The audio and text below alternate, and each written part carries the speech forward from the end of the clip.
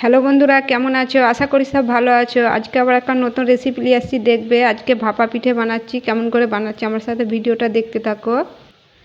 এখানে আটা নিয়েছি, নারকল আছে, আর গুড় নিয়েছি, গুঁড়ো করে নিয়েছি। এক বাটি আটা নিয়েছি, এটা কিন্তু মোটা আটা, দেখতেই পাচ্ছ। এই দেখো, এটা সুজি চালাই চেলে রোদে শুকিয়ে নিয়েছি।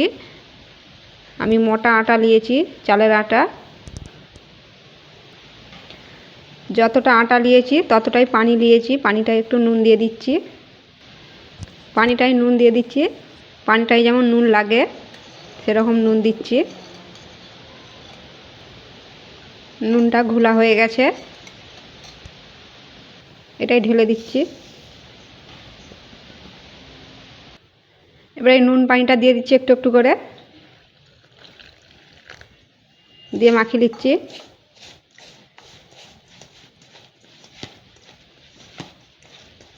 যতটা আটা নিয়েছি ততটাই পানি নিয়েছি।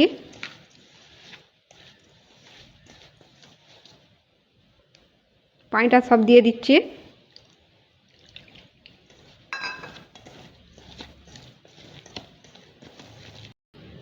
আর একটু রয়েছে, দিয়ে দিচ্ছি।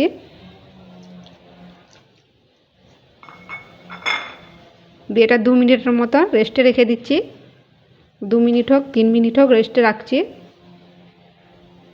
এই দেখো, ওই পানিটা দেখতে পাচ্ছ সব টেনে নিবে। এই দেখো 2 মিনিট হয়ে গেছে, পানিটা দেখছো টেনে নিয়েছে। এটা করে ভালো করে মাখিয়ে দিচ্ছি। এই দেখো মাখানা হয়ে গেছে। এরকম করে বেশি করে ঘুলে রেখে দিতে পারো ফ্রিজে, যখন ইচ্ছে তখন ভাপা পিঠে করে খেতে পারো। এই দেখো আমার এটা মাখানো হয়ে গেছে। আমি এইটাই বানাবো, তোমরা বাটিতেও বানাতে পারো, এরকম বাটিতে, কিংবা এরকম নারকেলের ইলিয়ে নিবে। বীজখানটা যেমন কানা থাকে, এই যে দেখতেই পাচ্ছ বীজখানটা আমার কানা আছে।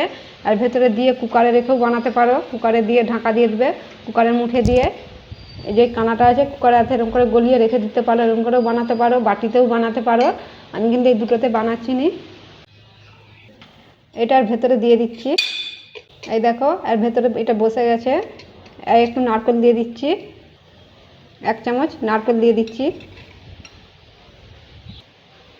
নারকেলটা দিয়ে দিয়েছি এর ভেতরে। এবার এই চালটা দিয়ে দিচ্ছি। এবার এটা দিয়ে দিচ্ছি একটু একটু করে এর ভেতরে।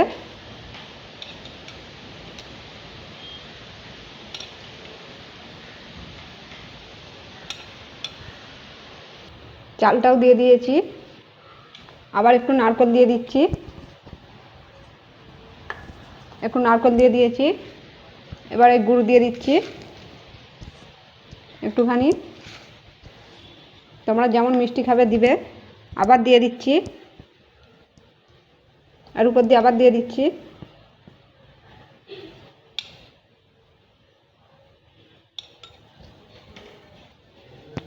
আবার একটু নারকেল দিয়ে দিচ্ছি, আবার গুড় দিয়ে দিচ্ছি।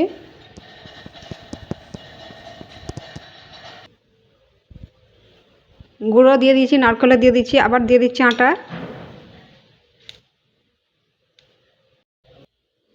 আবার আটা দিয়ে দিচ্ছি, আর উপর দিয়ে আবার একটু নারকেল দিয়ে দিচ্ছি।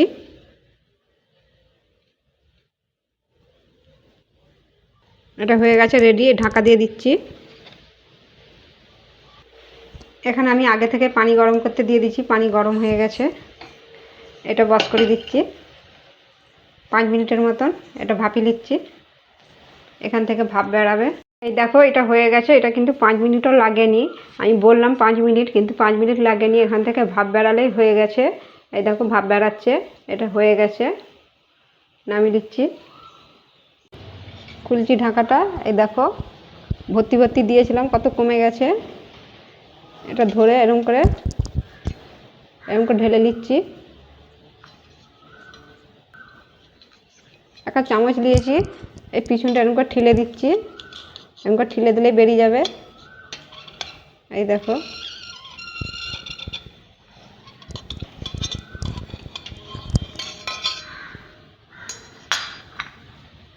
এই দেখো কত সুন্দর হয়েছে। এরকম করেই বানিয়ে নেবো, এরকম করেই বানিয়ে নেবো। এটা নিয়ে নিচ্ছি।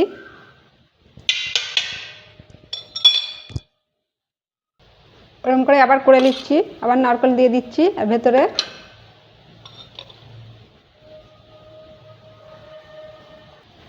নারকেল দিয়ে দিয়েছি, আবার দিয়ে দিচ্ছি আটাগুলো। এটাই কিন্তু গুড় দেবো নি, এমনিই বানাবো। দিয়ে দিচ্ছি, আবার একটু নারকেল দিয়ে দিচ্ছি, আবার ঢাকা দিয়ে দিচ্ছি। এইটা এরকম করে ভাপিয়ে নেবো, সবগুলো এরকম করে বানিয়ে নেবো।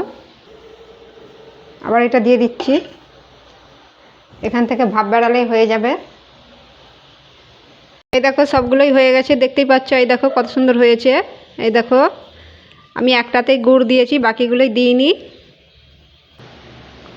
এইগুলো যেগুলো গুড় দিয়ে বানাইনি ওইগুলো কিন্তু কলা দিয়ে খেতে পারো। এই যে কলা আছে, কলা দিয়ে খেতে পারো। এটা যারা মিষ্টি খায়নি তারা কিন্তু এই কলা দিয়ে মাখিয়ে খেতে পারো। এগুলো যেমন করে খুশি খেতে পারো, কলা দিয়েও খেতে পারো, তরকারি দিয়েও খেতে পারো, যা খুশি দিয়ে খেতে পারো। এই দেখো, ভিডিওটা যদি ভালো লাগে লাইকও করে দিবে, শেয়ারও করে দিবে। আবার অন্য ভিডিওর সাথে দেখা হবে। সবাই ভালো থাকবে।